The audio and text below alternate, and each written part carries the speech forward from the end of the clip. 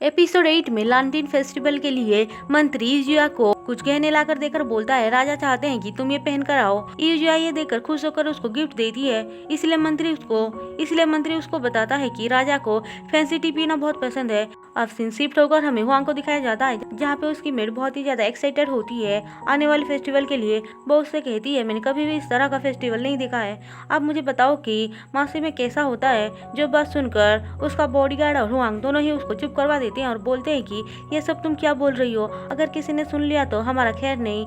थोड़ी देर बाद वहाँ पे मंत्री आकर उसको भी कुछ गहने देकर बोलता है, अच्छे से तैयार होकर आना।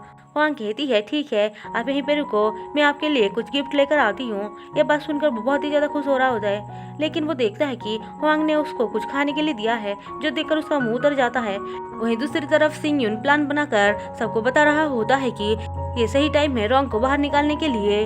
अब सीन शिफ्ट होकर हमें हुआंग को दिखाया जाता है। उसके पास राजा आकर बोलता है कि मैंने तुम्हारे लिए सेकंड बुक ढूंढ कर लाया है, इसको पढ़कर मुझे अच्छे से बताना। जो सुनकर हुआंग खुश होकर बोलती है, ठीक है। नाजान पूछता है, अच्छा मुझे बताओ कि तुमने क्या क्या पढ़ा। तो वो उसको किताब की कुछ बातें बताती है, जो सुनकर वो बहुत ही ज्यादा खुश होकर बोलता है, तुम तो बहुत ही स्मार्ट हो। अब बातों ही बातों में जानबूझकर हुआंग मासी के बारे में उससे बात करती है, लेकिन वो देखती है कि नाजान को मासी में कोई भी इंटरेस्ट नहीं है और वो उसको बहुत ही ज्यादा नीचा समझ रहा था, जो सुनकर उसको थोड़ा सा अच्छा नहीं लगता है। उसके जाने के बाद वो पूछती है, तुम दोनों को क्या लगा, मासी की तरफ उसका इंटरेस्ट कैसा है। मेड कहती है, मुझे तो अच्छा लगा, लेकिन उसका बॉडीगार्ड बोलता है कि वो मासी को कुछ भी नहीं समझते हैं और नीचा दिखा रहे थे। ये बात सुनकर हुआंग थोड़ा सा सोच में पड़ जाती है कि वो कैसे उसकी हेल्प ले।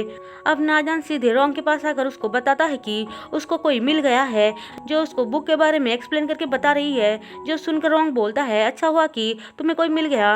अब सीन शिफ्ट होकर हमें रोएन को दिखाया जाता है, जहाँ पे वो पेड़ के पास आराम कर रहा होता है। तभी वहाँ पे जीसिन आकर बोलती है, तुमने क्या सोचा कि तुम मुझसे पीछा छुड़ा लोगे।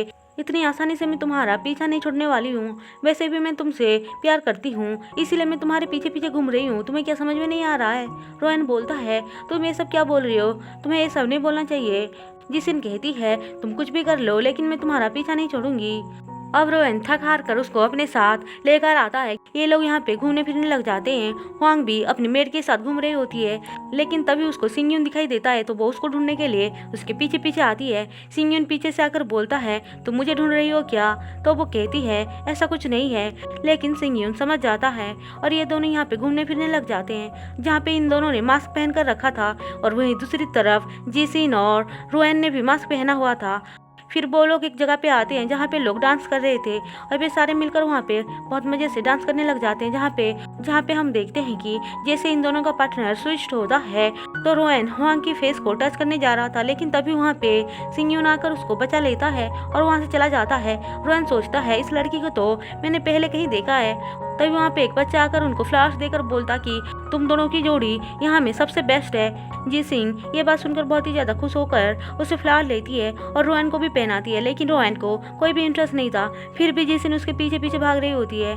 सिंग यून उस बच्चे के पास आकर कहता है कि हम दोनों के बारे में क्या, तो वो उनको भी फ्लावर्स देता है और वहाँ से चला जाता है।